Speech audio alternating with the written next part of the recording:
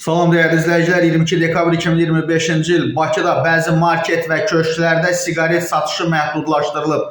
Bizim medianın əldə etdiyi məlumata görə bu barədə supermarketlərin kassirlərinə xəbərdarlıq edilib. Belə ki, müştərilərə eyni siqaretdən bir paket israr ediləcəyi təqdirdə maksimum 2 paket satmaq tapşırılıb və bu addımın atılması şirkətlərin satışı dayandırması ilə əlaqələndirilib. Problemin yanvar ayının 6-sına qədər davam eləyəcəyi gözlənilir. Onu da qeyd edək ki, qıtlıq səbəbindən paytaxtın bir sıra köşklərində siqaretlər vitrinlərdən yığışdırılıb və qiymətlər kəskin artırılıb. Belə ki, 4 manat 80 qəpiyə təklif olunan satılan Sabrania siqaretinin qiyməti bugündən etibarən 5 manat 50 qəpiyə yüksəlib. Digər siqaretlərin də qiymətində 15-20% artım var. Üstəlik, həmsöhbət olduğumuz satıcılar qiymətin daha da yüksələcəyini qeyd ediblər. Qeyd edək ki, məsələ ilə bağlı hələlik rəsmi açıqlama yoxdur.